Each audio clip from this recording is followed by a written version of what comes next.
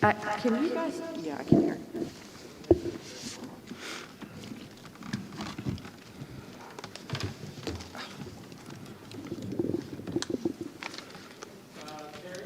Yes.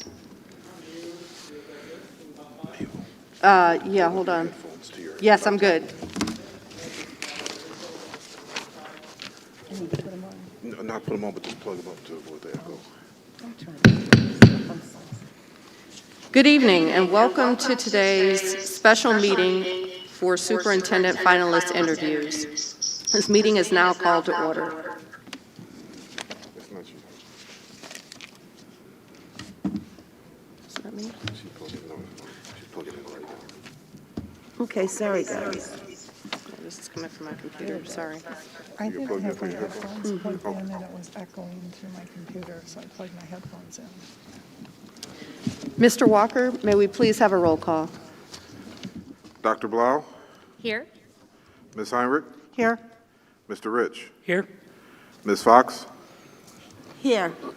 Ms. Smith, Here. I myself am here, and Ms. Williams. I'm here. All present and accounted for. Thank you, Mr. Walker. We will now move to the Pledge of Allegiance.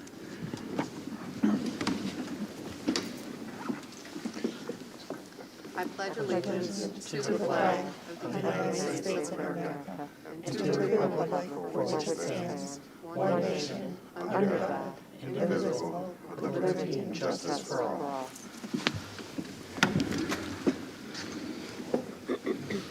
Thank you. Is there a motion to approve the agenda? Mr. Rich. Thank you. I move that we approve the agenda for the special meeting for today, May 13th, 2021, as presented. Support. Motion made by Mr. Rich, supported by Mr. Walker, to approve today's agenda. Is there any discussion?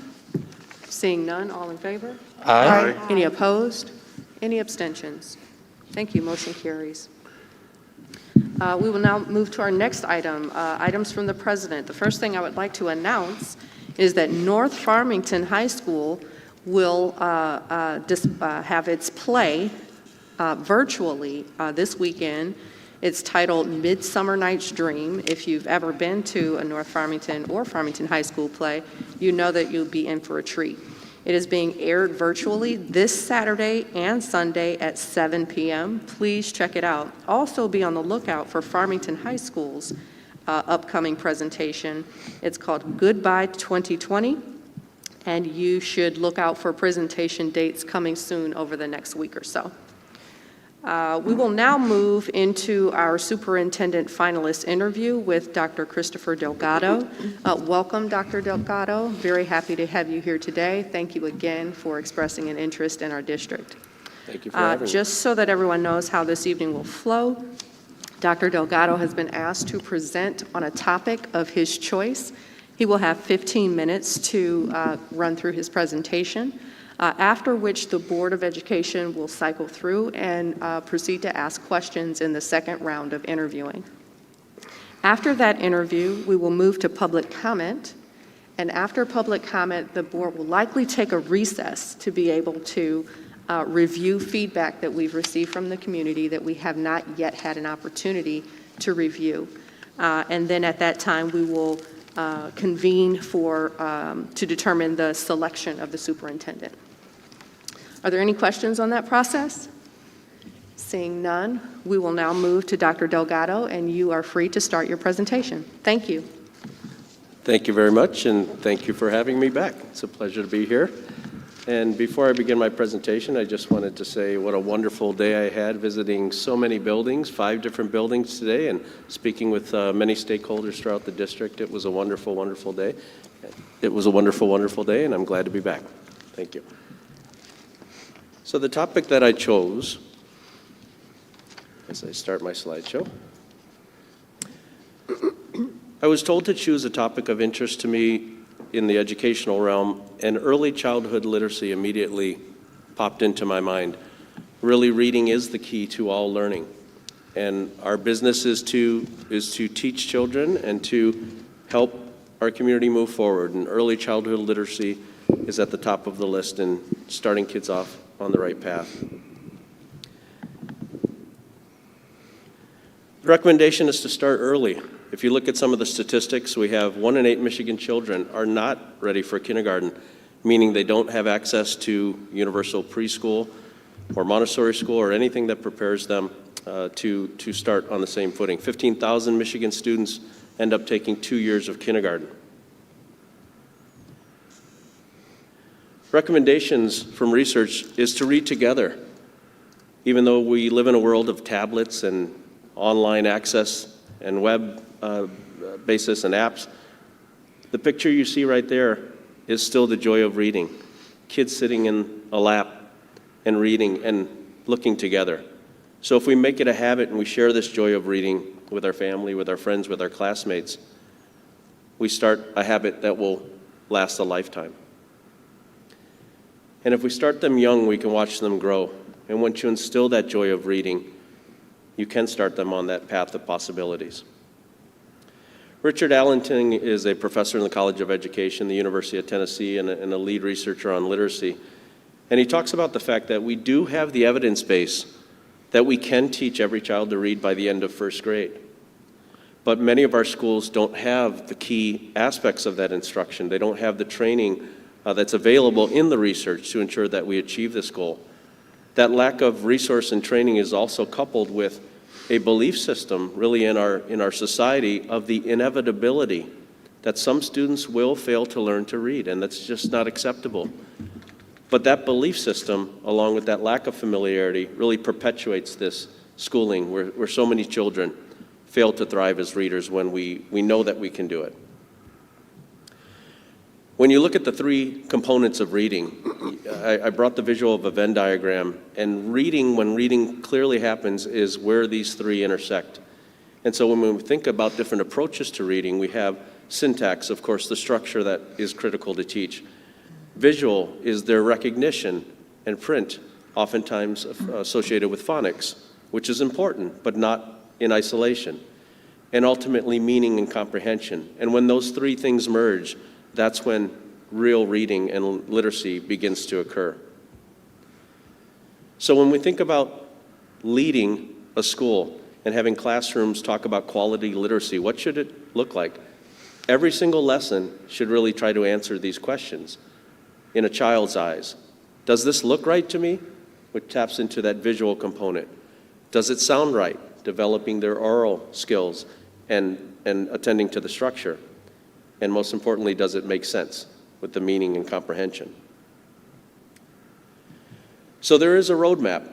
And what I chose to share with you all today is from the Early Literacy Task Force, specifically grades K through 3, a partnership with the Michigan Association of Intermediate School Administrators, and includes 56 intermediate school districts around the state of Michigan, and the General Education Leadership Network. And they have a roadmap specifically for K-3 that many of our teachers are using. And I won't read every single one, but here essentially is the gist of the beginning. The research recommends efforts to foster motivation and engagement. It's that joy of reading, that sitting in the lap, as you saw in the picture, that looking forward to the reading time, the bedtime stories, or the first read aloud with their teacher. The efforts for motivation and engagement they recommend need to be deliberate and research-based. It includes daily student choice of materials, student choice for reading, that gives them that engagement, gives them that motivation to read. As many of you have seen as you walk our schools, there's peer collaboration, where students are reading in groups. I was at a school this morning where youngsters were reading together and interacting together. Safely, of course. And this last bullet is really critical. Avoid non-reading incentives. And so sometimes we have stickers as rewards if kids read X amount of books, or we have candy or things like that.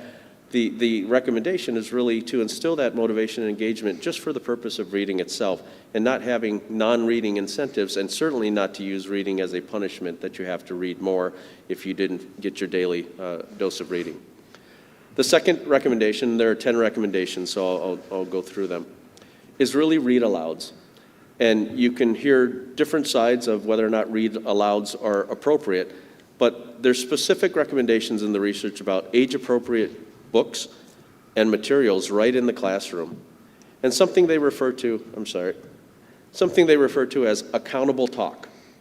So yes, a teacher can read aloud just to have kids read together and help them develop those oral skills, but the accountable talk is what you see when teachers pause, when they have probing questions, when they ask children to look at the context, to look at the illustrations, to draw that meaning. And it's developing these early literacy skills in our kindergarten, first grade, second grade classes.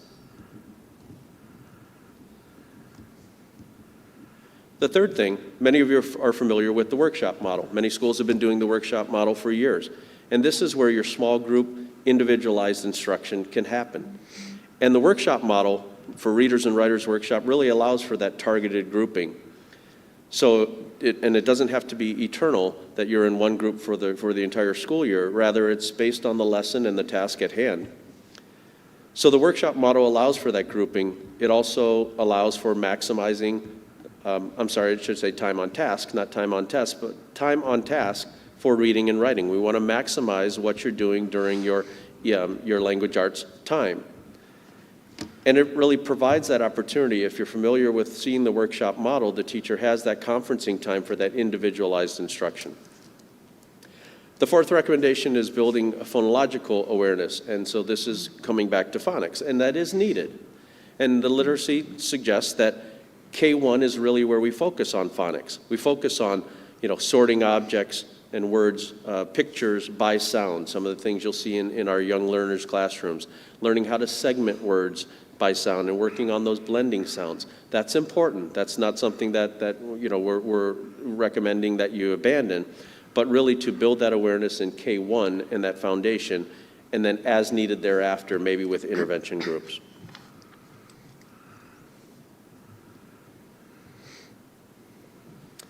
The fifth of the 10 recommendations is really about letter and sound relationship. And you'll see this if you come into classrooms that have word walls, that have high frequency words. It's really teaching explicitly the relationship between the letters and the sounds. And especially in unconventional words or spelling in the English language. As someone who speaks Spanish and English and taught Spanish, Spanish made so much logical sense phonetically. English is very difficult to learn, especially if you're a newcomer, if you're somebody who's trying to understand the letter-sound relationship.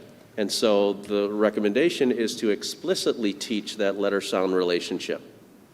And then as you get older, in the older grades, second, third grade, as you're moving up, you evolve to this multisyllabic, more complex words that obviously you can have. Again, the notion is explicit instruction.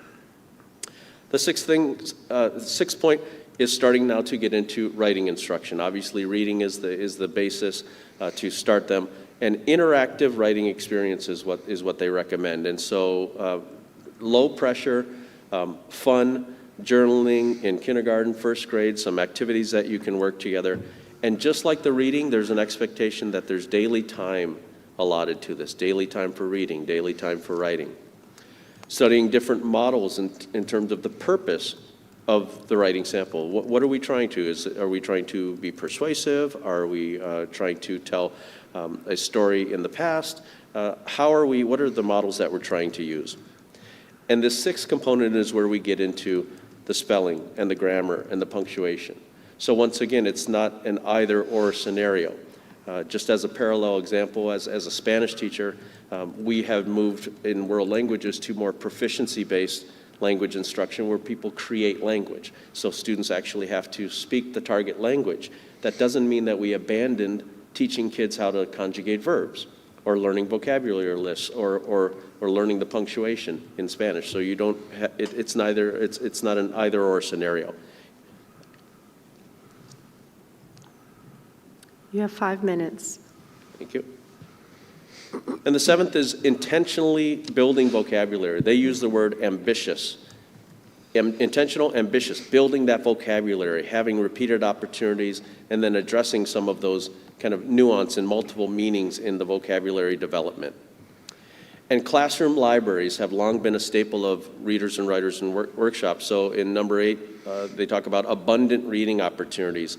And that's not just books, it's poetry, it's print, it's audio. And then, of course, we see the comfortable seating as we renovate our buildings within the classroom to really foster that engagement and enjoyment of reading. But nothing happens unless we adhere to it with fidelity and we monitor it. So it's about accountability, it's progress monitoring, it's observation and assessment of reading. Are we following the Michigan ELA standards? Are we doing formative testing and assessment? I know that we use NWA here in Farmington. MLPP is another good one. We're an I-Ready district in Walled Lake. So are we doing that? That's a key part of that.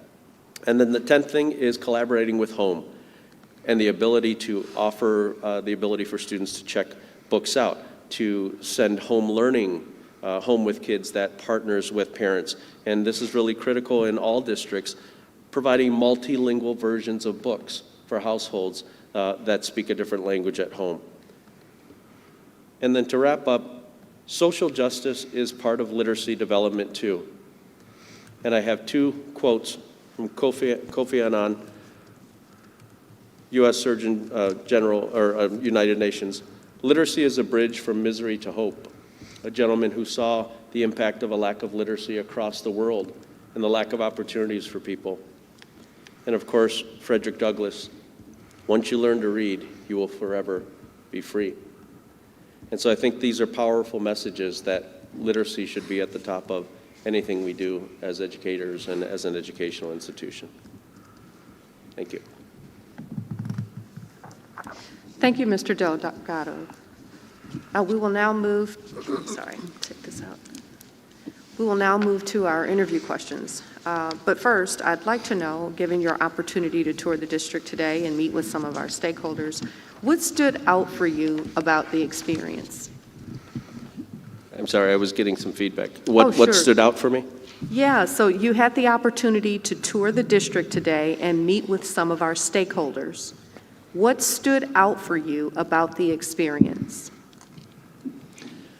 Well, the kids in every setting were so excited. You know, from the early childhood to the Visions program, to the high schools, to the STEAM Academy, they were excited and they were engaged in their learning, and that was really noticeable. We started our day with meeting some engineering students who are actually working on a project, and they were so interested and willing to show what they can do. And so, you know, I took the liberty of hopping into classrooms and trying to talk to kids and, you know, not interfere too much, but to ask them about their learning, and they were more than willing to share. And they understood what the objective was, which obviously is a credit to the teachers who made it clear what the learning target was for the day, what the objective was for the day. So just the energy and the enthusiasm of the students and all of the staff I met. There are so many great things that are going on. I've mentioned today, you can research the website, but to see it in action is just so validating. So I really enjoyed the day. Thank you. If you found yourself in a disagreement with a board member or the entire board on a specific issue, what would you do to proceed, and how would you proceed? Sure. I think that any approach to conflict resolution has to be done, you start with understanding in totality all perspectives. And so the number one priority of the relationship between a board and a superintendent, it's like a professional marriage. And with a professional marriage, there needs to be communication and there needs to be trust, and trust that's developed. And so before even getting to kind of how we resolve the conflict, I think we need to establish that professional relationship. Assuming we have, that would be something that I would certainly want to listen to the perspective of either one board member or all board members, and then of course follow the protocols for how we discuss that in public, or in private, and just share my rationale.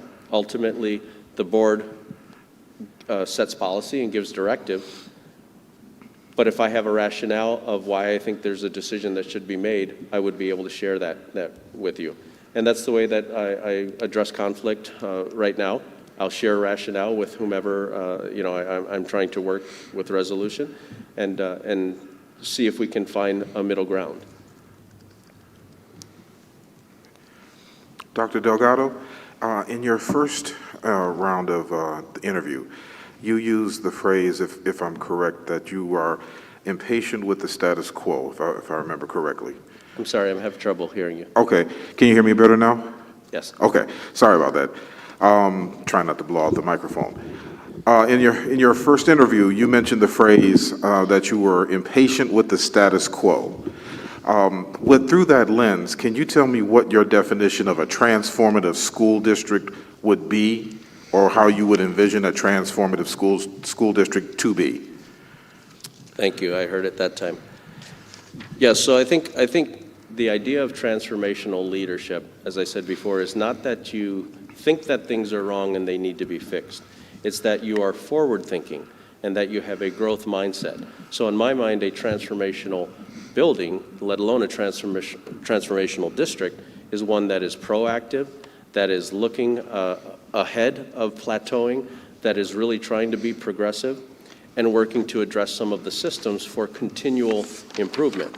When you see transformational leaders come into a new organization, they're very analytical, and they look at the different systems that are in place. They look at the procedures and the policies, and respectfully ask, why do we do it that way?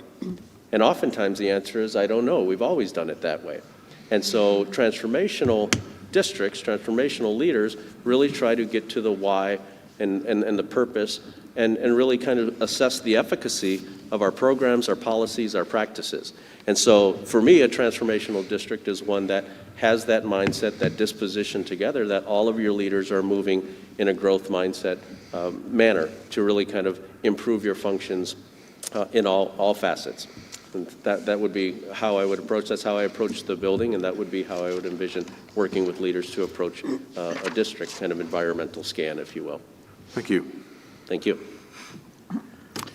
Thank you. You mentioned when you went into the classrooms, you were looking for learning targets, and the students knew what their learning targets, and that, as a teacher, I'm picked up on that. Because the relationship between administrators and teachers and the evaluation process is something that is very important. Can you explain how you would build a culture and a climate of where teachers and administrators feel that they're in a partnership, rather so a teacher would feel safe in going to their administrator if they had a problem or a concern, rather than worrying about seeing their administrator as an evaluator? Thank you. And that concern is very real in teachers' minds, the concern about evaluation and not wanting to take risks for fear of receiving an impact on their evaluation. And so it comes back to trust. And as a building leader, working with my teachers, part of that is establishing that genuine interest in them as a professional. I used to do walkthroughs, and I would drop into their classrooms, the teachers at the different buildings that I would work with, because I really wanted to see what they were doing. I always do my homework. I'm always prepared. So as an administrator, I would look at the scope and sequence. I kind of knew what they were teaching that day. And then having a conversation with the teacher about that actual unit or that standard. And again, once you establish that trust and that genuine interest, then you can have a conversation about, well, have you thought about looking at the learning target and making the standard a little bit more clear for students so we can really understand that they understand what they're supposed to do, what the task is for today, and that they can demonstrate to us that they've learned. And so from a superintendent standpoint, how I do that systematically in a district is through a leadership team approach. And so right now we have monthly leadership team meetings, and it's very easy in our jobs to have meetings become nuts and bolts managerial meetings. Leadership takes focus. Leadership takes relentless commitment to helping people realize you are a leader, and here are the ways that you can endear yourself to your staff. Here's the ways that you can move an initiative along without compliance. Because if we force, from a dictatorial standpoint, the best we're going to get is compliance. If you lead, you invest in people, you invest in their craft, you invest in what they're doing, and you show that genuine interest, and then you work together to move towards more systemic ways of ensuring that teaching and learning is at the highest quality.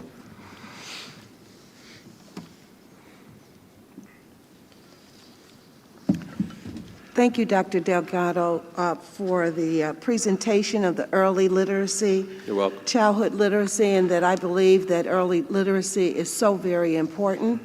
And so with that, could you give me some of your thoughts as it relates to the third grade reading law? I absolutely can. Thank you. Third grade is the right grade for us to take stock of where our readers are. As you saw in the presentation, those formative years in K1, 2 are really when we know when the brain is most malleable and when our young learners can benefit from that. The idea of third grade being kind of that benchmark makes sense because the trajectory after third grade gets so much more difficult. If we look at the nonfiction text that happens in middle school and high school, it is really, really challenging.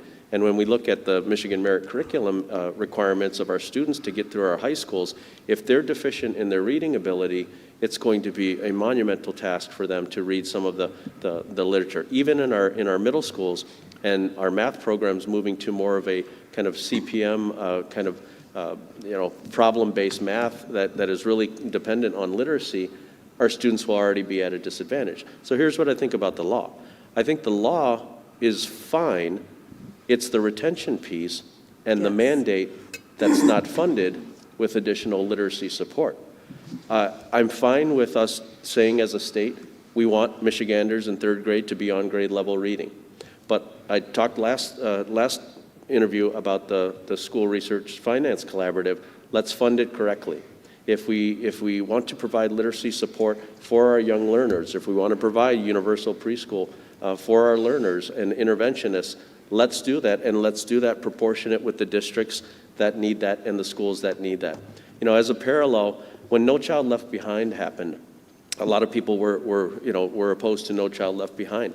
One of the positives of No Child Left Behind that was trying to do the same thing is kind of put a benchmark on our learning in our educational system. One of the real positives of No Child Left Behind is for the first time, we started to look at achievement by demographic.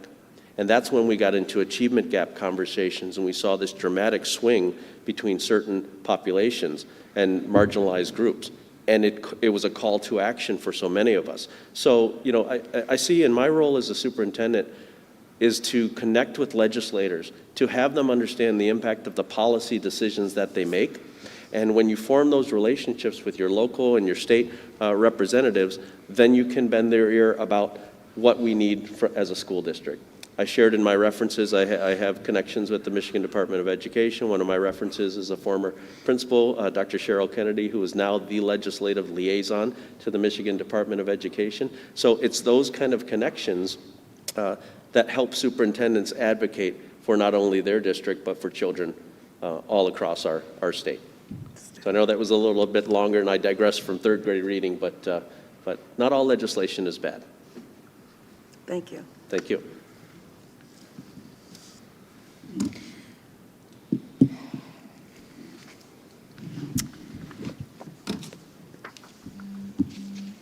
Ms. Weems, is it okay if I don't?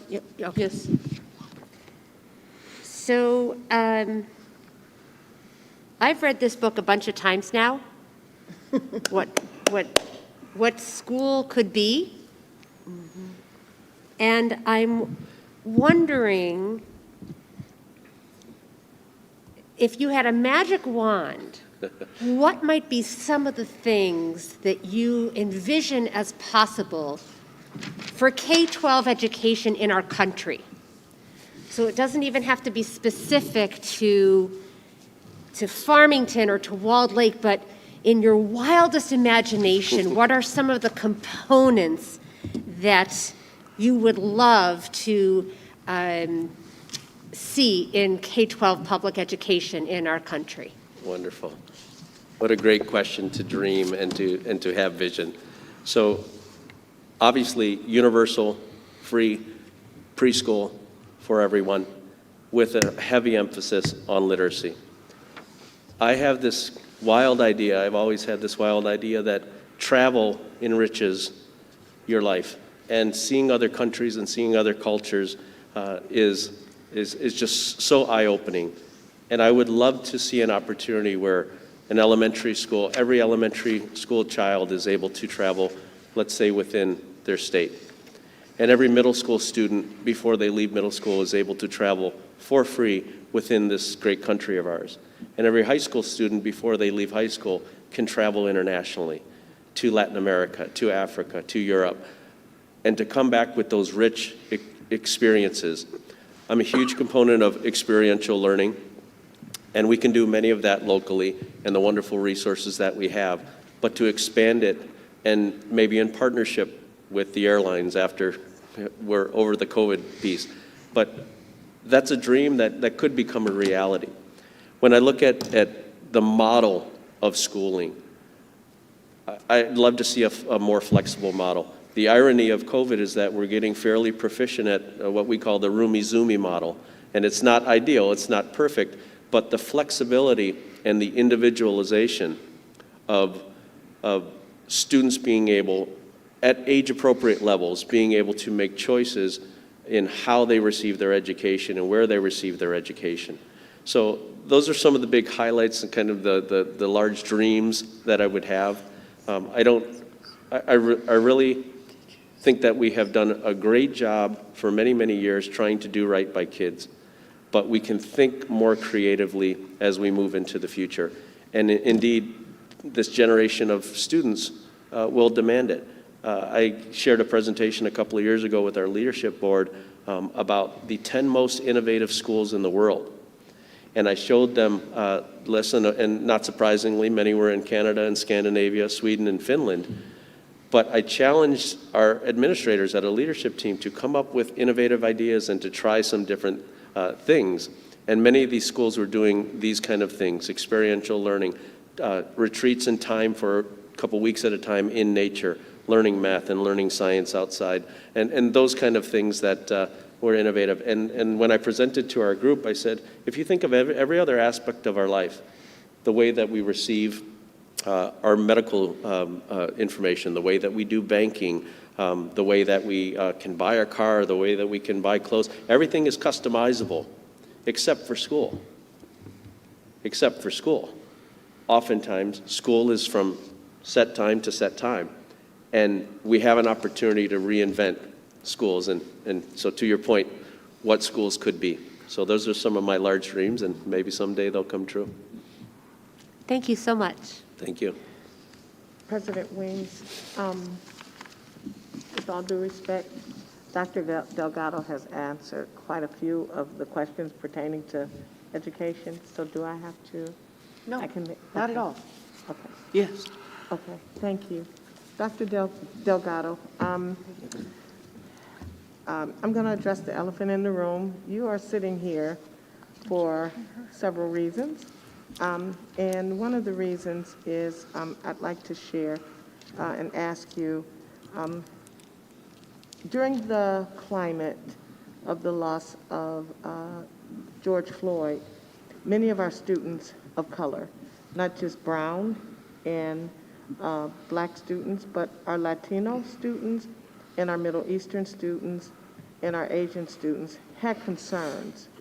And our Middle Eastern, as I said, Middle Eastern, had plenty, and our LGBTQ community had concerns. 170 students came to us with a complaint of not being treated equally.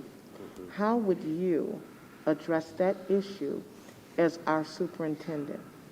Thank you. And thank you so much for the question. I have watched the board meetings and I've heard you reference that survey. And I know that one of the things that you've already begun as a district is to look at the diversity audit that Dr. Goverim is doing, and I hope that the results of that will help bring some understanding and some voice to what some of the next steps are. I think the first thing is ensuring that you have the right disposition, the right approach, and the right mentality of your leaders in your schools that sincerely care for all students. And you have an opportunity every time you hire a new person to make sure that you have that right disposition and that mentality. if you don't have that, it's to have the courage to address that. We can try to train, we can try to educate, but we can't always change people's hearts and their biases. And I mentioned in the last interview the years of work that I've done with so many others on social justice work and trying to do training where the very nature of that training is looking inside oneself and identifying your biases and then addressing that. But the fact that so many students felt uncomfortable and felt compelled to bring that is concerning. And so I think that leadership from the top, being visible, showing that there's no tolerance for that, and really making sure that we continue to have student voice. I met a young man who was on the student roundtable and then a young lady who was on my interview panel today. I think that's a wonderful opportunity to have a student roundtable to consistently have students bring their concerns and voice directly to the superintendent and to their leaders. We would maybe want to magnify that, to replicate that in many other areas. Students have a right to have a voice. They have a right to react to the things that are affecting their lives. And part of our job as educators is to help them understand that and grapple with emotion and be able to communicate and articulate and debate with each other and have dialogue that's productive. I shared earlier with one of the groups, years ago, about 15 years ago, when I was an assistant principal at Andover High School in Bloomfield Hills, I brought a group of Andover students to Farmington's student-led diversity conference. And so you've had a long legacy of student voice, and the students ran everything back then. And I thought it was really important for Bloomfield Hills kids to meet other kids from around the metro area. And so to replicate those kind of opportunities, to give students voice, to have them have a say, and to really listen to them, and then as a leader to hold people accountable if they're not meeting our standard, and it's a general standard of humanity, of kindness, of love, of care of students, that starts from the top. And so I think that I know that I would have work to do in making sure that people got to know me, they know my background, they know where I'm from, and know what I believe in my heart. Thank you so much. Thank you. Mr. Rich. Thank you. Our community, our district, and our board are ones that embrace and celebrate the fine and performing arts. So my question is, what would you do as superintendent to support these programs and continue to help them grow? To continue to support and help them grow? Correct. Absolutely. So you have a long legacy of wonderful fine arts programs, and that's something not just here in the schools, but in the general community of Farmington and Farmington Hills.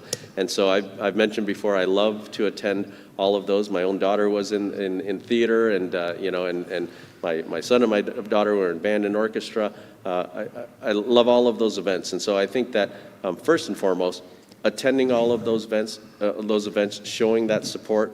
Working with you as a board when we have difficult decisions to make about budget cuts is to have conversations about the sacredness of maybe those programs. For many students, that is their draw to school, that's their outlet, that's their connection.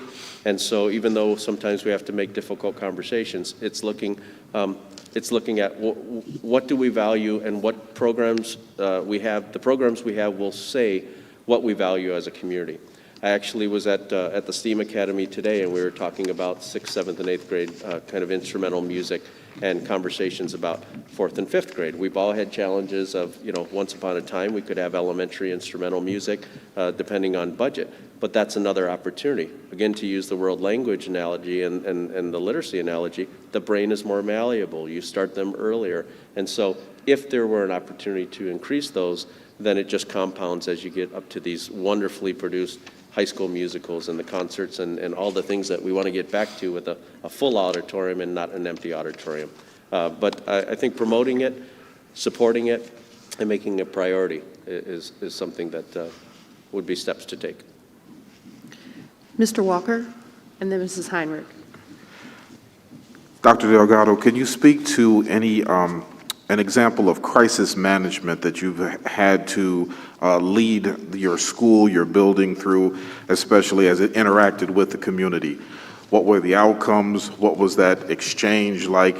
And how did you present things through that experience? Sure.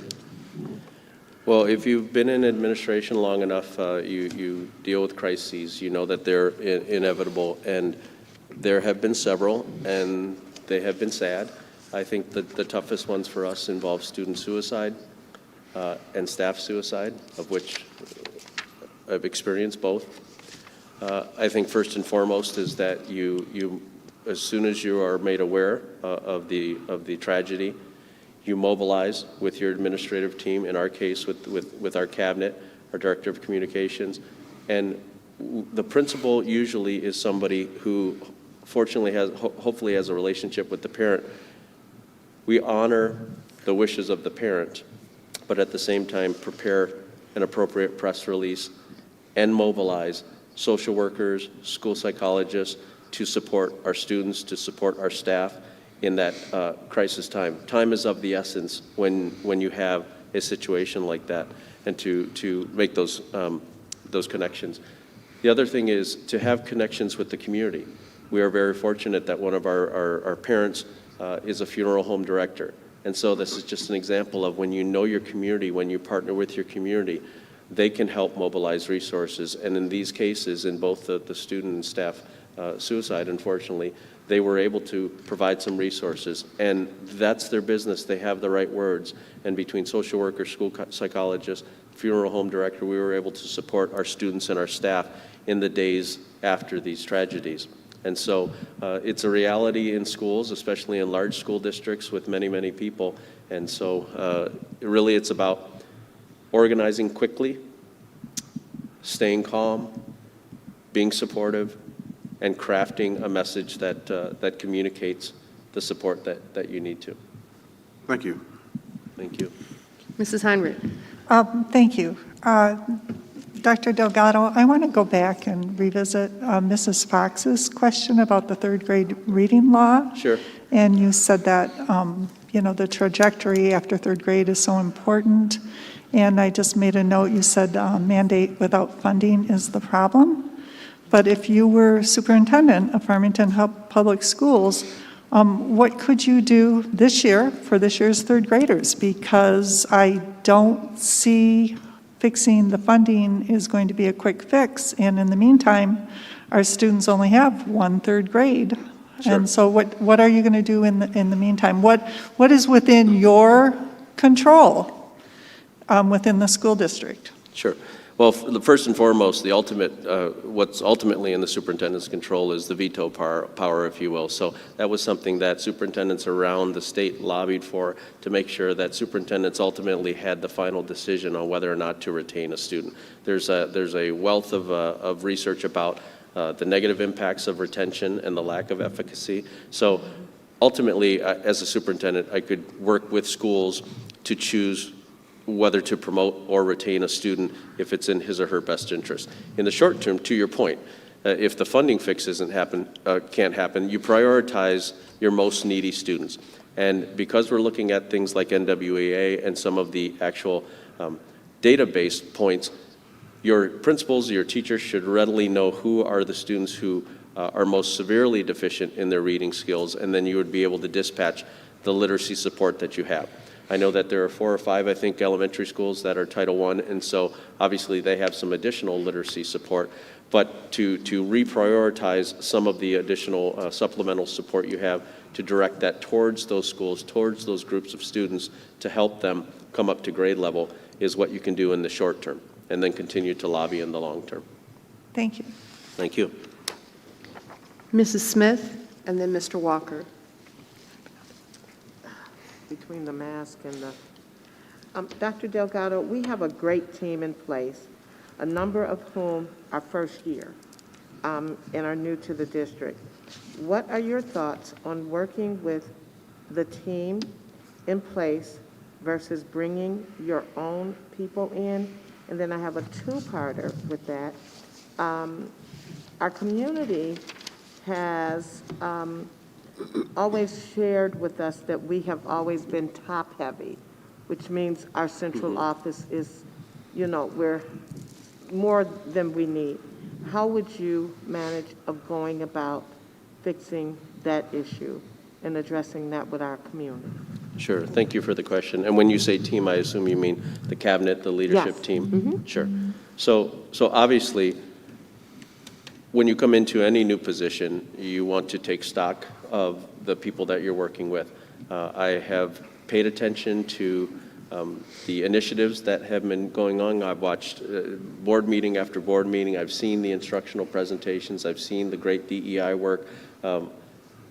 Because I've been around Oakland County, it's one of the reasons I wanted to stay in Oakland County. We all sort of know each other, and so we know about the finance director. We know about the facilities director, and so you are correct. You have a really wonderful, competent team. And so, having said that, we would need to get to know each other, understand their roles, understand what their responsibilities are, and then in terms of realignment, if it were necessary, that would be the opportunity if needed, and if directed by the board, if we're looking at kind of budget reductions and kind of balancing that out, then you look at possibly realigning roles and looking at where you might be able to have the shared sacrifice. I've mentioned before, for 10 years I've been part of a 7-member team at Cabinet that goes through the budget cycle. And we unfortunately have had to cut over $70 million in 10 years. And there's no low-hanging fruit on the programs, but at that table, each of us in our respective departments has to come with a cut list. And none of us want to cut those things. And so when push comes to shove, you have to prioritize those decisions to get the best out of the district, but also demonstrate that shared sacrifice. And I have learned that in central office, in a decade in central office, is that what we do at central office and that shared sacrifice, that bloodletting, if you will, we're going to cut ourselves if we're going to have to cut you as well. It matters. It matters when you talk to paraprofessionals. It matters when you negotiate with secretaries. It matters when you ask teachers to take yet another concessionary agreement, and there's a perception that you're not adjusting things at the top. So I think two-part is take stock of your team, really proud of the work that they're doing, but if necessary, kind of look at realignment as part of the broader picture of how we restructure the district if we need to, really primarily for budgetary reasons. Thank you. Thank you. I have a follow-up too as well, if I may. I think it was Mrs. Heinrich? Okay. Yes. And then I think it was you, Mr. Walker, I'm sorry. Mr. Okay. Walker and then Mrs. Heinrich. So, Okay, go ahead, Mr. Walker. Okay. With a quick follow-up to this question as well, can you talk about your feelings surrounding international baccalaureate programming and career and technical education programming? We have two of the finest programs in the county, if not within the state. How would you go about continuing to support those programs? Thank you for the question. And yes, I have a long and proud history of IB work. And so my time in Bloomfield Hills, I remember a superintendent back then who challenged us as building principals to come up with an initiative that would really develop kind of a deeper level of thinking and possibly be a magnet to the school district. Many of us picked the International Baccalaureate route. Others picked visible thinking now that is really popular. I myself led two different schools, a high school through an IB, the diploma program process, and then a middle school through the MYP. And so I'm a great supporter of the inquiry-based approach to International Baccalaureate. I love how the primary years program leads into the middle years.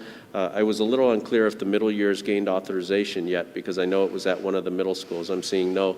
So that would be a way to kind of support that, because you'll have that gap between the PYP and then your wonderful IB program. And I actually had a chance to visit Farmington High School today and talk with Principal Shelton and others about the fact that you're one of the only school districts that I'm aware of that has the CP, the career program, diploma program.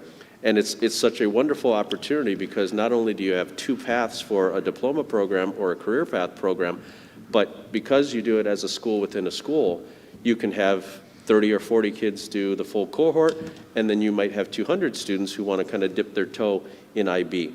I think that the idea of IB is quality teaching that is replicable in many other classrooms. It's inquiry-based, it's design-focused, and it's really the idea of a Socratic seminar and a discussion and a debate.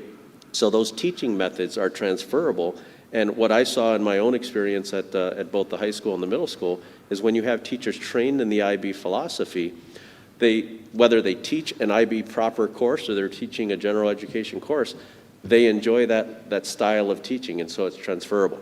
With respect to CTE, career-focused education, Michigan really has been a leader in that. And years ago, when I first started 27 years ago in education, we were still all university bound. That was success, was going to university. And slowly but surely, we've shifted that kind of notion to the idea of career and college readiness. And so I partnered with Oakland Schools and the Intermediate School District to really kind of deliver more CTE and career-focused education to the school district. There are so many different partnerships with the local businesses. On one of the earlier interviews with the parents and the community members, there were members from the Chamber of Commerce, and we talked about the CTE partnership and the business connection. And so I just think that those two programs are wonderful examples of different pathways that students can take, all within the same school district. And I think it's a wonderful thing. And my quick follow-up to that is, with those different pathways, what are your feelings about alternatives to standardized tests to determine student achievement, student growth, whether or not students understand concepts and can demonstrate those concepts? So assessment flexibility is really critical when we look at any kind of data collection system. We use Illuminate. I can't remember, I think you use MyStar, might be the one that you use for data collection.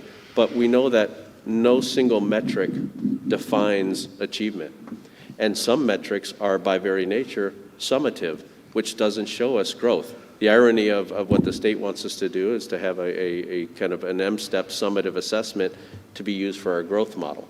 So, and it's not a growth model assessment. So yes, I think alternative assessment approaches are ways to have students demonstrate what they know. I'll give a quick example of my own teaching time in teaching Spanish. There are different ways that students can communicate that they've learned, whether it's through writing, whether it's through speaking, or whether it's through a presentation. And the more choice that students have in proving to us that they've learned the concepts we want to, that should be sufficient. Now, having said that, I'll have a balance. When I was a middle school principal, I remember speaking with my staff. I had a spirited debate with a teacher about being philosophically opposed to MEP prep. And I agreed with her that we don't need a week or a half of MEP prep before a MEP test. At the same time, our students need to learn how to take standardized tests. We can be very innovative in changing K-12 education, but I teach at 2 colleges, and the colleges aren't changing very quickly. So the GRE is still going to be there, the LSAT's going to be there, the MCAT's going to be there. So in my mind as a middle school principal, I wanted to prepare our students to be successful in all avenues. And so, yes, we prepared them for a standardized test, but yes, increasingly, we gave them choice and opportunity to demonstrate that they've learned what we wanted them to learn. Because at the end of the day, that's really what it's about. Have you learned? And can you show us? And so I'm a big proponent. And as you know, CTE classes provide that opportunity to demonstrate your knowledge, your content knowledge, in many different ways. Thank you. You're welcome. Mrs. Heinrich. Yeah, and this is a question that's coming from our community, but we're talking about your experiences with redistricting in Walled Lake and Farmington. As you know, it has 8 elementaries. We've got the STEAM Academy where the demand far exceeds the capacity. We've got 3 middle schools, 2 traditional high schools. We closed Harrison High School. We had 3, and we had the Farmington Central High School also. In all of our schools, the building sizes are different. And so just based on your experience, is there anything you would do differently as far as looking at our buildings, utilization, the maximize, making sure that we're offering equitable programs and resources within all of our buildings, and using our buildings, I guess, most efficiently? So I guess that's kind of, they just wanted to know if you do anything differently since you had that experience. I was having some difficulty hearing you, but I think really the question gets at kind of equity across buildings and the proper utilization of the facilities and guaranteeing that from school to school that students are having similar experiences? Is that what the question's getting at? Right. And they just wanted to know that, they said that you were involved with redistricting in Walled Lake. Oh, And yes. Farmington's not up for redistricting that I know of, but, we just recently closed Harrison High School, and I was Yes. just looking at our buildings and looking at the demand. And every time we go to STEAM Academy, it's such a gem, and it's a lottery-based, and there's hundreds of applications for Yes. a few spots. And so how would you just take that experience and make sure that our buildings are used best to serve the needs of all of our students, and the opportunities across all the buildings, I guess, are equitable for all of our students? Thank you. And I either didn't hear that or I blocked it out of my mind, because 10 years ago I did lead a redistricting committee. So that's not something that anyone looks forward to doing. So yes, 10 years ago when I joined Walled Lake, I interviewed and I had to give a mock presentation to the Board of Education of what I would do with redistricting, because 2 elementary schools had been closed. And they liked my answer and said, good, you have the job, so now go redistrict. So what we did in the redistricting committee is we brought together, it was about an 80-member committee, and we had parents and teachers and representatives from each of the schools.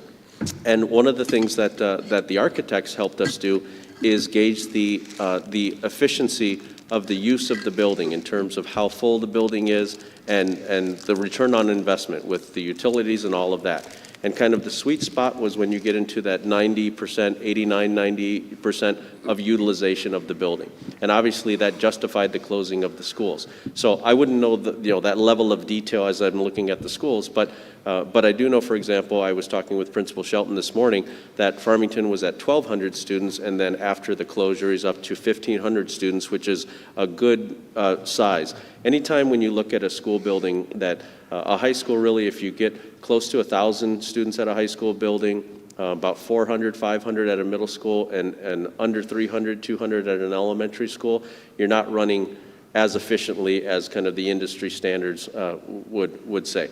In terms of equity, the resources should be equally distributed. There should be a guaranteed and viable curriculum that includes the resources at every single school.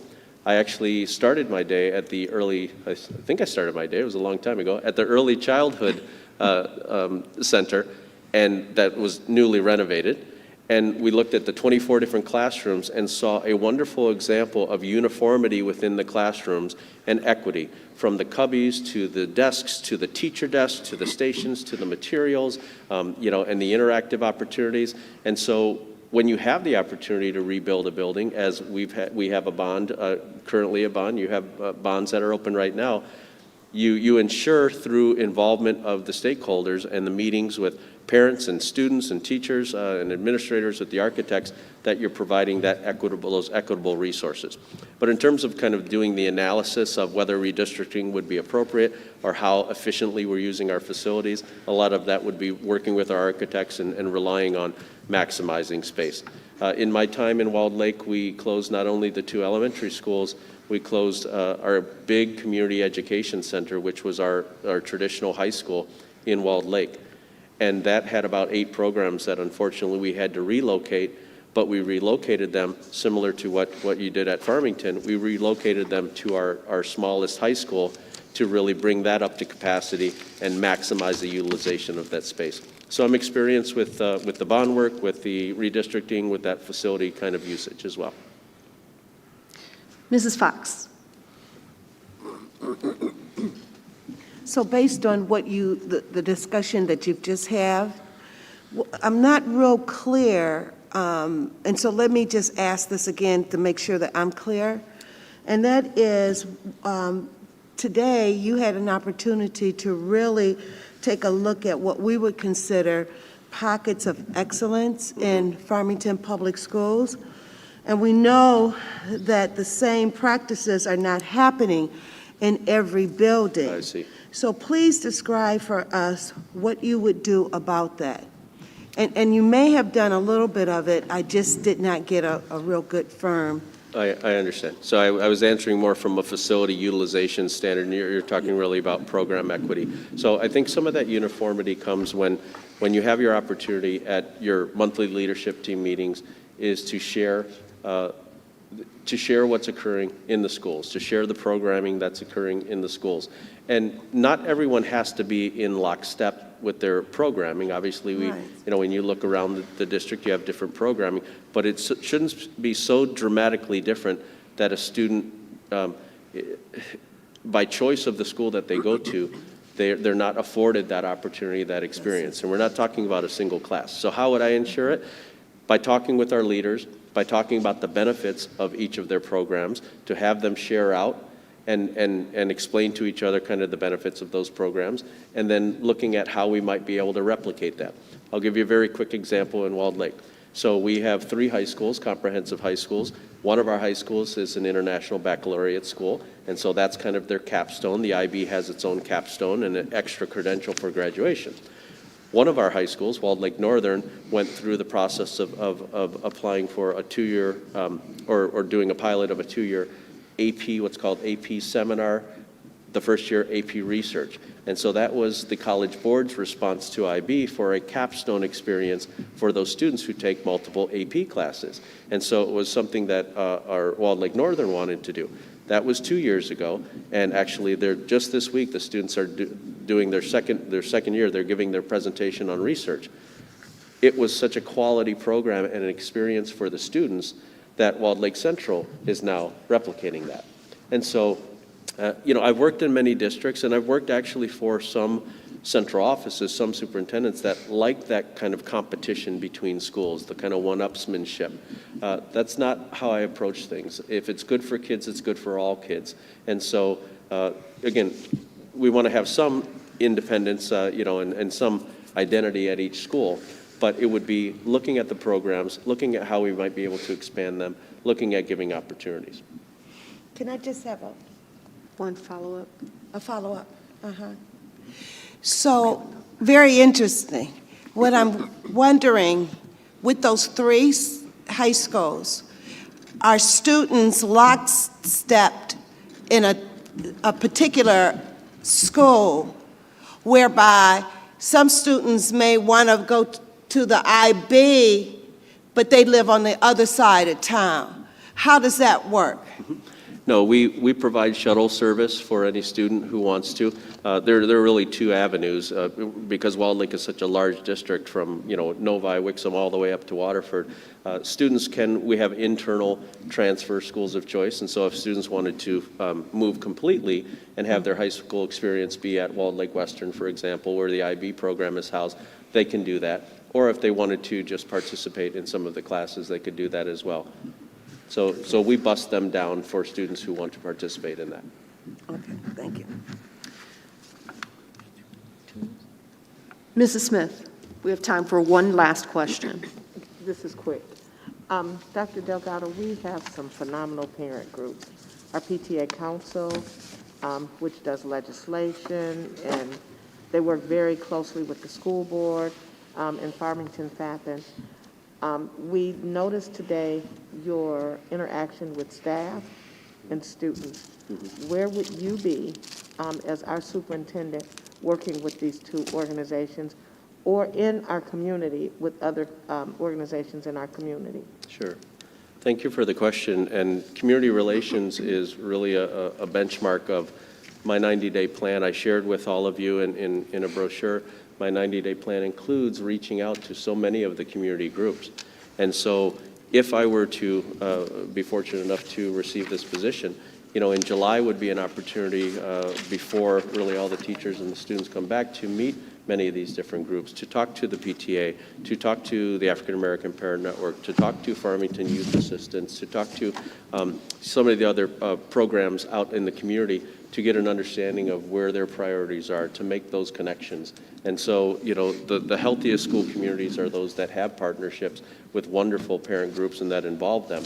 And so that would be some of the initial steps. And once you forge those relationships, you can perpetuate those relationships. And even if their kids graduate, we all know parents who stick around in the district because they love the district long after their kids graduate. And that's because of the relationships that they form and they're brought into the schools. And so I would envision my role again as being an incredibly visible superintendent, attending community functions. Again, I live in the district, and so I enjoy these. I've attended a lot of functions just as a community member, and so I would relish the opportunity to forge those connections and participate actively with our parent groups. Thank you so much. Thank you. Thank you. Thank you. That now concludes the question portion of our interview process. Thank you, Dr. Delgado, so much for coming to visit with us today. Do you have any closing comments? Yes, I just have a brief closing comment, and thank you once again for the opportunity to speak with you and to come back tonight. As I mentioned, I thoroughly enjoyed my day today meeting so many people around the district. You know, Farmington and Farmington Hills are wonderful communities, you know, and at the core of great communities are great schools. We need good people leading schools who are committed to every child, who believe in teachers and support them, and who partner with parents. I'm not looking for a job. I'm looking to join and lead a school community and use my experience to positively influence the lives of thousands of children. I also shared with you my belief statements, and at the core of who I am is a belief in the power of education to change the trajectory of a child's life. I'm living proof that in as little as one generation, education can be the key to take someone from poverty to opportunity. And so I, like students everywhere, our children are very different. We have 3 children. One loves music, went to a state college. One is in a private university aspiring to head to law school, and another had an IEP and followed a different route and is in a vocational route in culinary school. And what I see in my own children is what I've seen in all children in my 27 years as an educator. I just see an individual, and they all take different paths, and they need adults like us who care for them and help them find their way. I'd be honored to work for such a thoughtful and dedicated board and to serve the school community as your next superintendent. And this is a long-term position that I hope to partner with you. I'm not looking to leave. I'm not looking to make a lateral move. I'm looking to commit to you and to commit to the students and families of the Farmington Hills area and the Farmington School District. So thank you. Thank you very much. This now concludes the interview. We will now move on to our next agenda item, which is public comment. Mrs. Buckley, do we have any public comment?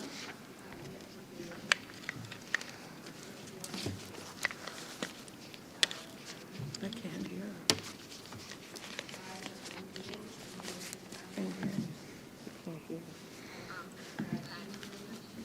Now we can. Yes. Yes. Yes. Yes. Yes. Yes. We can hear. Yes.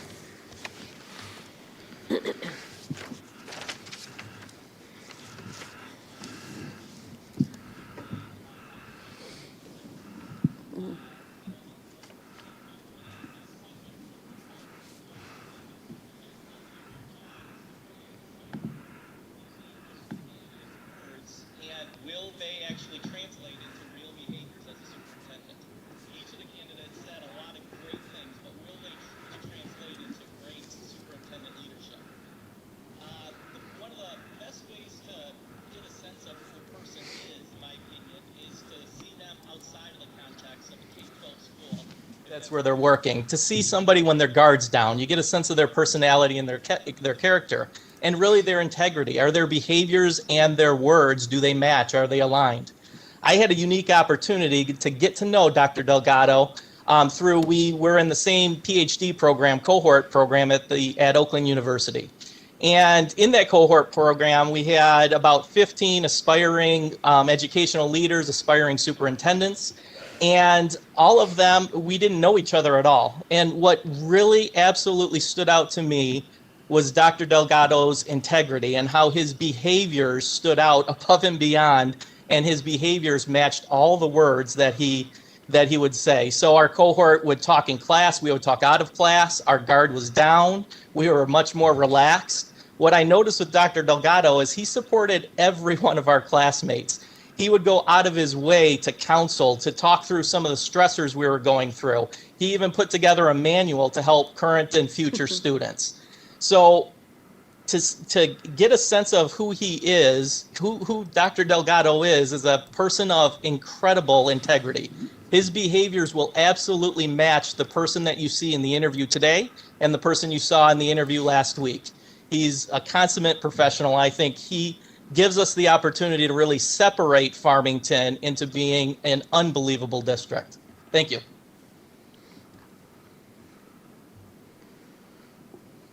Thank you. Is there any further public comment? There are two others. However, I don't see them in the meeting. We'll give it about 30 seconds just to make sure that we're holding public comment for those who want an opportunity to speak.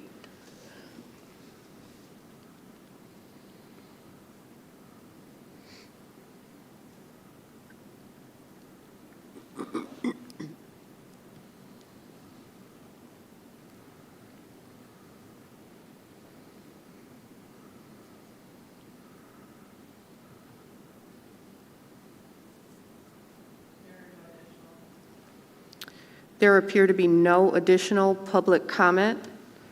I repeat, there appear to be no additional public comment. As there appear to be no more additional public comment, we will now close the public comment period.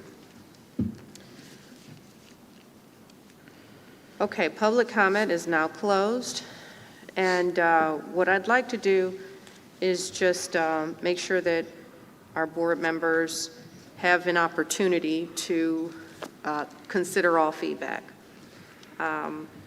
From my perspective, this is the most important decision we will make during our term.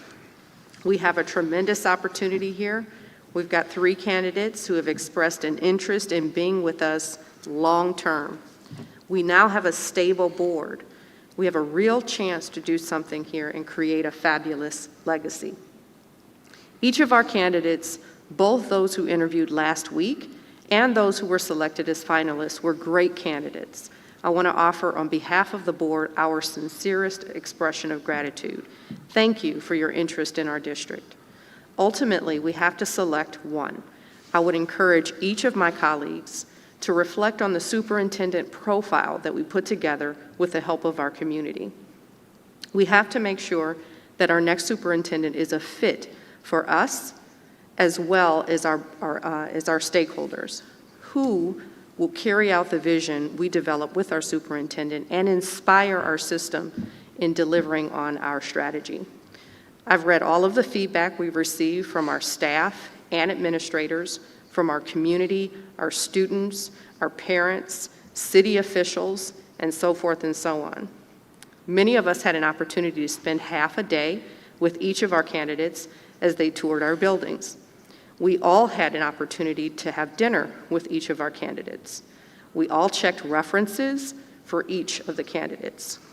I have visited Detroit, Hazel Park, and Walled Lake, their city halls, their police stations. I've asked questions. I selected dozens of people randomly from the staff directory of these districts, and many people eagerly and enthusiastically reached out to share their perspectives. I feel like we've done a great deal of homework. Across all of the feedback we've gathered and based on what I've seen, I feel very comfortable making a decision tonight, and I hope that you do too. I'm going to give our board some time to review the latest set of feedback that we would have received today, and I would ask if our board is comfortable, if we remain comfortable today making a decision, for us to return from a recess to make a decision. I would say that we get 15 minutes. If after 15 minutes we need more time, we'll give 15 more minutes, and we'll keep that cycle on until we all feel comfortable and ready to make a decision. Does that sound like the right way to go? I'm seeing heads nodding. So we will now adjourn for 15 minutes and return back at, let's make it 9:40.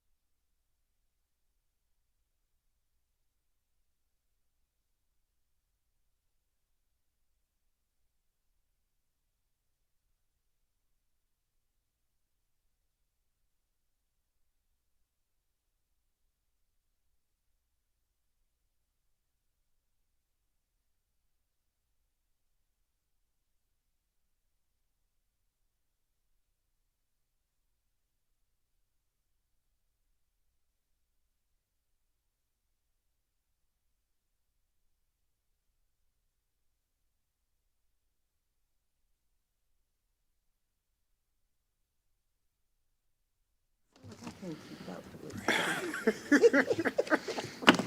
think you're probably just ahead of us, maybe. That's what it is.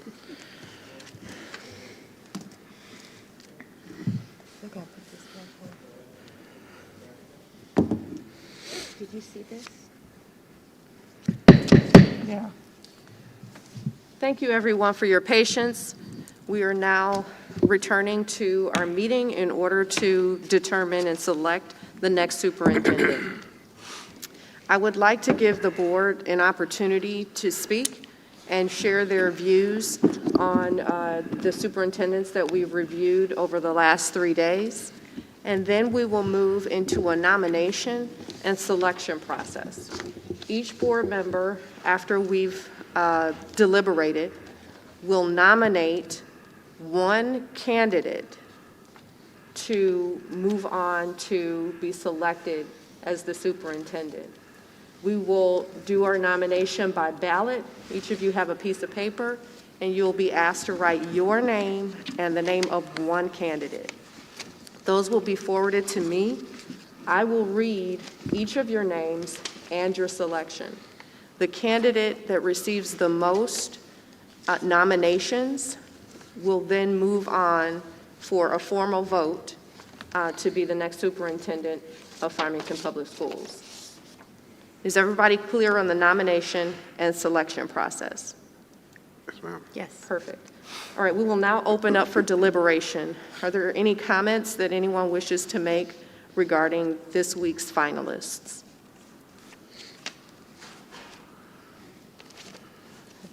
Mrs. Heinrich. Thank you.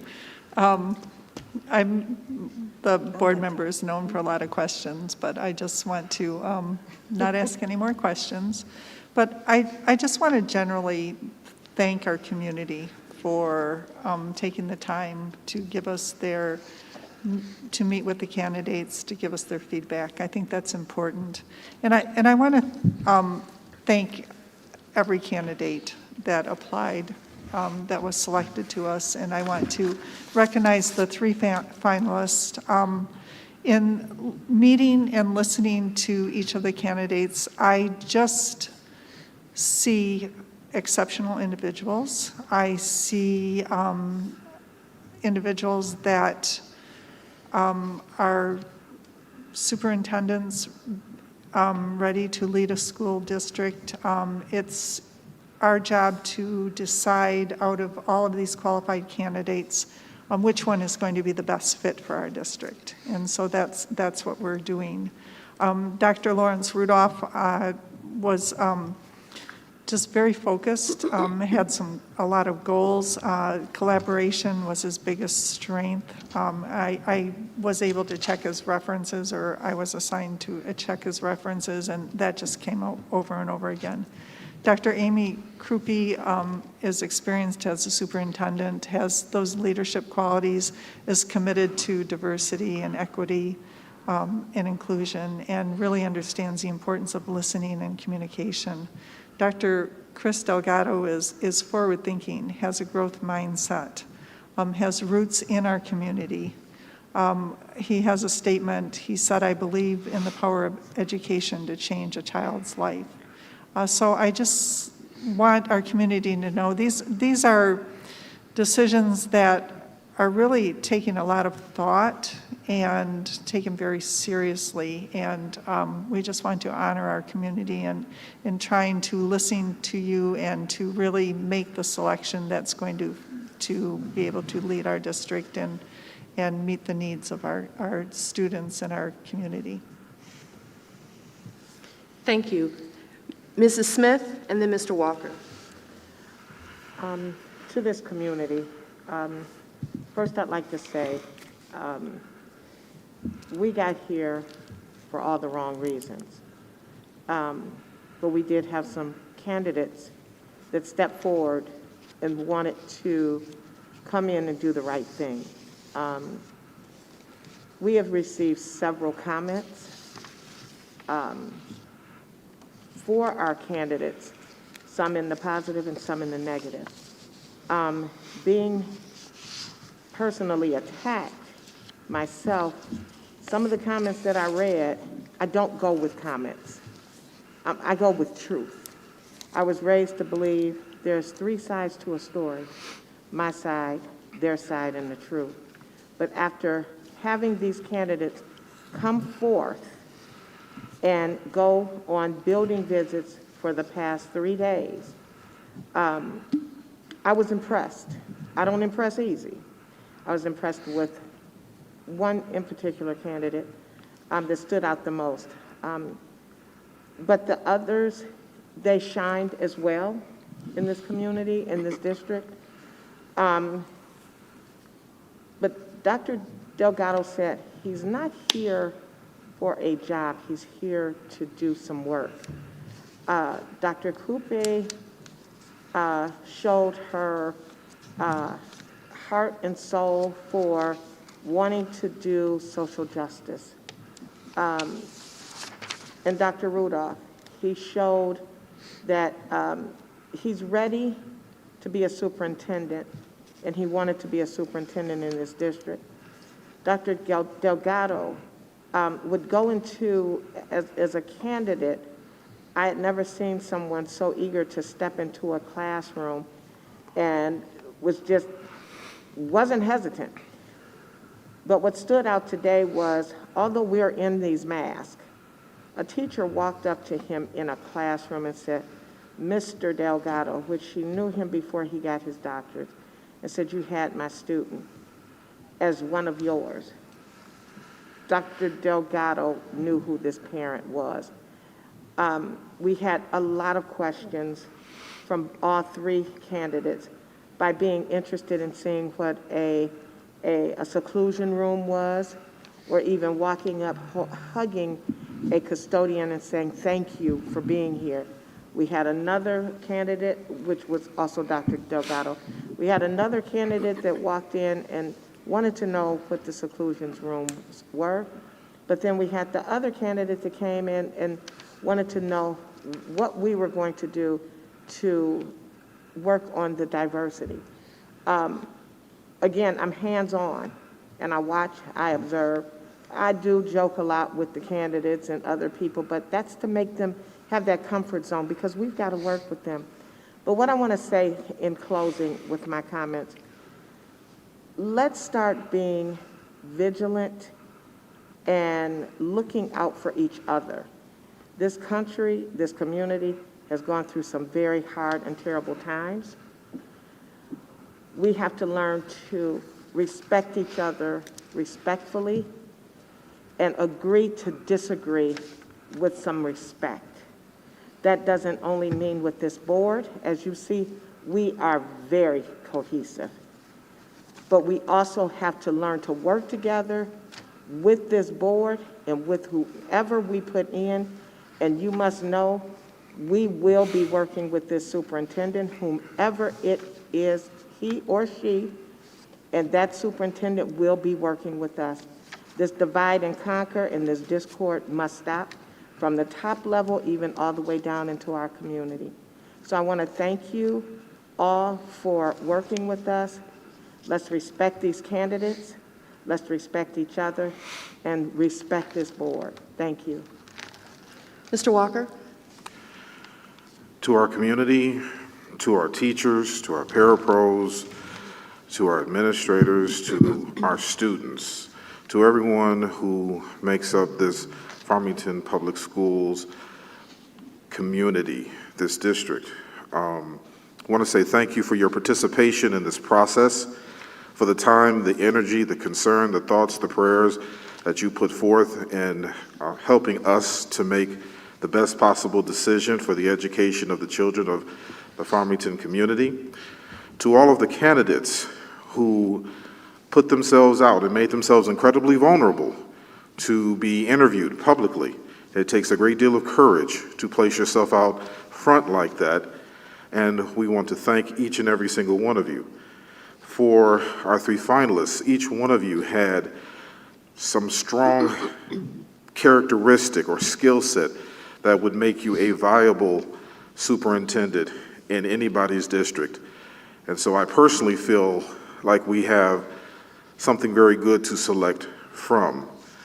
I'd like to say to our community that whomever is selected, as it has been said on numerous occasions, it is going to be a relationship between the board and that individual, much like of a marriage. And when they start out, and when we start out together, there will be a getting to know process. But it will grow, it will develop, it will mature, it will have some bumps along the way, but only through agitation and struggle do you ever get any real progress. Do you ever get any real growth? As long as you can do it with respect, with humility, and with compassion. And I firmly believe, and I have been proud to say at any moment in time, that the 6 people that I serve with all exemplify those kinds of characteristics. I believe that all 7 of us here want the best for this community and strive incredibly hard to work for that, agonize over every single decision that we have to make as we move this district forward in the best possible way. I want to give incredible thanks and applause and finger snaps and everything to our interim superintendent, Dr. Goodrum, for standing in the gap in such a fantastic way. So much to the point that had she had a different mindset, we might not be having this discussion right now. So thank you, Dr. Goodrum, for your service and your continued service now in the days to come. And so looking forward to this decision tonight, knowing that, in my personal opinion, overall, no decision is necessarily good nor bad. It's what you do with that decision after the decision is made. And I'm speaking for myself, but I also believe I'm speaking for my colleagues when I say that whomever our new superintendent is going to be, that we are going to commit to working with this individual, listening to this individual, working with this individual, helping this individual grow in that person's role as that person helps us to grow in our roles. If we do this, and if we do it like that, this district can't help but move forward. It can't help but be forward-thinking. It can't help but progress, and the children can't help but be benefited by it. Thank you. Are there any other comments? I decided to, Mrs. Fox? yeah, I decided.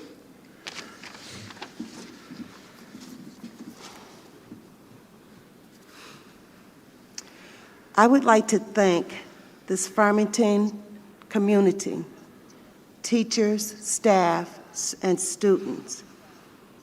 For the past 3 days, I've had the opportunity to visit several schools with the 3 candidates. And I want to tell you for myself, I am extremely proud of so many things that I have seen over the last 3 days with teachers and staff, and with the buildings, and just all sort of things have just been so wonderful. But I want to also make sure that you know and understand that there's another side here in this district. I have experienced and I have heard the cries and the frustrations of parents, teachers, students about questionable actions and trending low test scores, only to be satisfied with little or no transparency and selective accountability. Therefore, I believe the next superintendent needs to be a fearless change agent who is uncomfortable with the status quo and who is willing to hire smart, qualified administrators and instructional leaders who exhibit an urgency to push for this district to be fair, ethical, and functional so that all students can be academically and globally competitive. Thank you. Thank you all. I also want to echo my colleagues' comments and thank our staff and our community for their input, for their confidence in us, and for your encouragement. I really, really appreciate all of the great feedback that we've received today. It is definitely taken into consideration. I also want to thank this board This has been a lot of work. Over the past 4 months, we've worked really, really hard to appoint a new member. We've had several workshops to onboard new members. Members have been taking courses to educate themselves. We've been working on the COVID crisis, and now we've been working to identify a new superintendent, all within 4 months. And none of us have complained. Not one. I feel incredibly lucky to be on this board. In spite of all of the hard work, I am honored and humbled to be sitting on a board with people who are committed to working hard in the best interest of this district. That makes all of this hard work so much easier, so much easier. Thank you. I also want to take the opportunity to thank Mr. Rich specifically. Thank you so much for leading us through the superintendent search. Thank you for helping to lead the process. I appreciate your leadership. I appreciate your ensuring and maintaining a fair process throughout the whole time period, for coordinating with our search firm, for coordinating with Mrs. Buckley on plans and visits and interviews and all of that. Thank you so much. We could not have done this without you. I think we are now ready for a motion to, I'm sorry, Mr. Walker. Yes, and hopefully Kim knows that she's thanked. Thank you, Kim, for all of your efforts, because I know all of this would not have gone through without you. You have been such a tremendous help, so much more than our search firm, and we appreciate that. No, I'm not, I'm sorry, I meant that I meant that you have been doing so much more. Let it go. Let it go. Oh, boy, here we go. Excuse that. She knows what I meant. You guys know what I meant. Yes, And we ma'am. do Yes, too. ma'am. Okay. Terry, that's my job to do those like little gaps. Okay. I think we're now ready for a motion. We will entertain our first motion to nominate a person to move to our process. So it's possible that we may have multiple people who move to the next step. Let's see what happens. Mr. Rich. Thank you. I move that each Board of Education member submits their nomination for the position of Superintendent of FPS by paper ballot. Support. Motion to approve nominations for superintendent made by Mr. Rich, supported by Mr. Walker. Is there any further discussion? Okay, seeing none, I ask each one of you to write your name on your ballot along with your one choice. Point of order. Maybe we just get a voice vote on doing this. Sorry. All in favor? Aye. Any opposed? I'm assuming no abstentions? Okay. Please put your name and one name of one person on your ballot. Do you want us to come hand it to you? I'll come and get them. I can come and get them.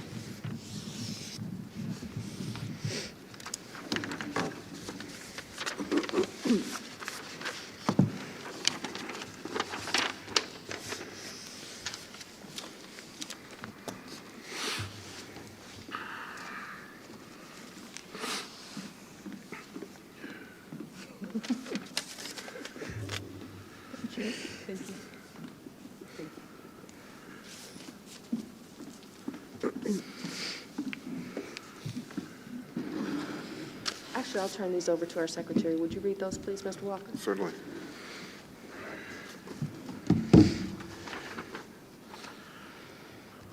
Trustee Cheryl Blau nominates Dr. Christopher Delgado.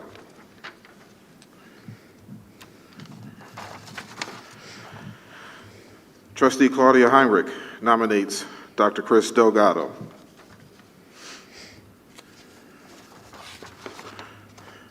Trustee Zach Rich nominates Dr. Chris Delgado.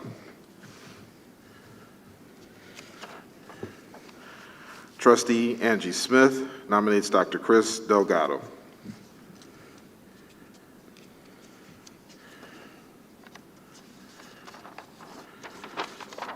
Trustee Mabel Fox nominates Dr. Chris Delgado.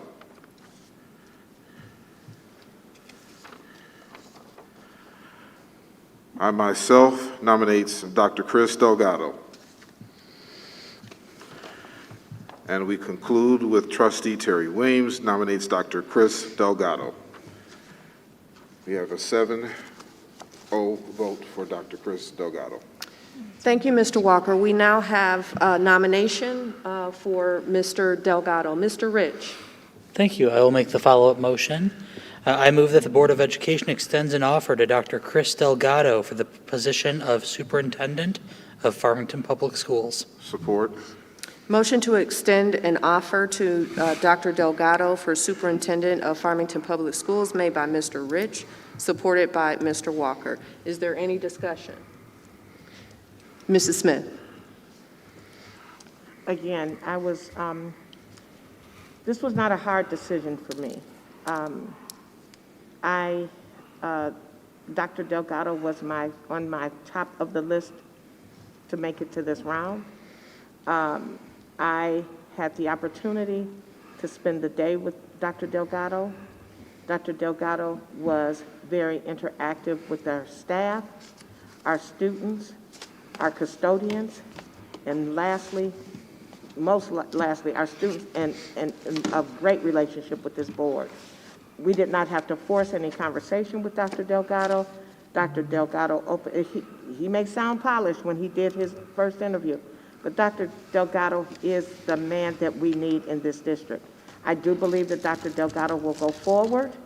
He will move this community forward in our race relations, in helping our children with their test scores, and he will get this board. We're already halfway there. We just need the rest of him to come along with us. I support this man. I will walk by him, and I will continue to walk by my board. Thank you. Thank you. Any further discussion? Hearing none. Oh, Mr. Rich.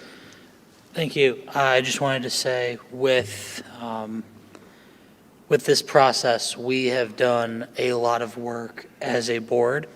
Outside of the meetings with our community members, with our staff, our admin, and other community stakeholders, we have done many calls with background checks and checking on both on all of our candidates. And I am very much looking forward to moving forward and with this board embracing our next superintendent. Mr. Walker. I would just like to say that this is not necessarily a commentary on any of our other candidates. This is just who we as a board felt would be the best fit going forward for this district, and that I just would like to remind us, speaking to myself directly as well, that it is up to us to make sure that we do what we can to make sure that Dr. Delgado is successful, because his success will lead to our children's success as the leader of the educational leader of this district. So it starts with us, and we'll work through him. And let's do what we need to do to help him be the best he can possibly be. Amen. Any further discussion? Hearing none, we will vote. All in favor? Let's do a roll call. I'm sorry. Oh, let's do a roll call? Roll call. Okay. Mr. Walker, would you do a roll call for us? Dr. Blau? Yes. Ms. Heinrich? Yes. Mr. Rich? Yes. Ms. Fox? Yes. Ms. Smith? Yes. I myself am yes. Ms. Williams? Yes. It is unanimous. We now have our new superintendent, Dr. Christopher Delgado. Mr. Delgado, I believe is still here. If you are here, Mr. Delgado, would you like to say a few words? I believe I see him, and I think your there mic he is. might still be hot.